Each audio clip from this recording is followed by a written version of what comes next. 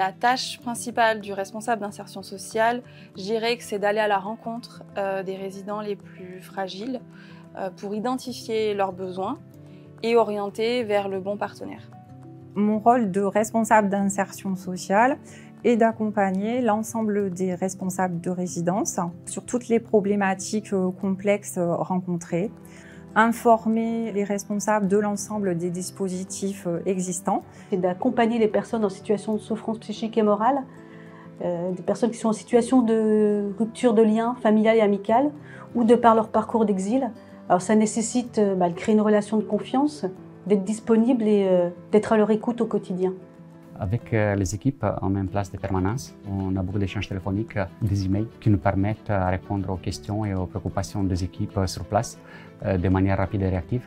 Les comptes rendus, les bilans des activités, les réunions permettent de faire le point sur les actions menées et identifier les axes d'amélioration. En un mot, je définirais le métier de responsable d'insertion sociale comme complexe, connecteur, gratifiant, enrichissant. Je travaille avec de nombreux partenaires, essentiellement avec des travailleurs sociaux, des collectivités territoriales et associatives, des médiateurs santé et des structures d'insertion d'activités économiques. Pour entretenir notre présence, notre réseau sur le territoire, on est amené aussi à se déplacer.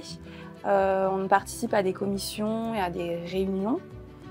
Ça nous permet d'être au fait sur ce qui se passe sur le territoire, les nouveaux dispositifs qui ouvrent, et ça permet aux partenaires d'avoir toujours le contact avec Adoma. Je crois qu'on mesure l'impact de nos actions sur les résidents bien plus tard. C'est aussi ça qui est intéressant quand on travaille avec un public fragile, c'est qu'ils n'ont pas tous les mêmes temporalités.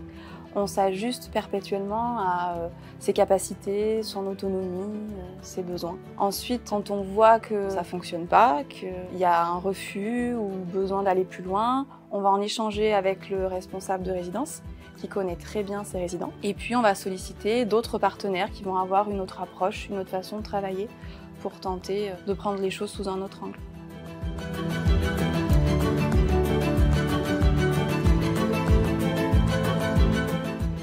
Il m'arrive de rencontrer des situations complexes, notamment pour les résidents qui refusent l'accompagnement sur le volet santé, qui ont des troubles du comportement avec des problèmes psychiques. Donc, dans un premier temps, on demande le soutien de nos partenaires du territoire comme intermède sur le médiateur santé. Et dans des cas plus difficiles, si la personne se refuse à cet accompagnement, nous sollicitons directement les partenaires du territoire. Ma plus grande satisfaction, c'est le fait que les personnes accèdent à un logement autonome et que la résidence sociale a vraiment été un tremplin pour elles en termes d'insertion sociale et professionnelle. Et c'est surtout que, peut-être parfois plusieurs années après, ils viennent me saluer, me remercier.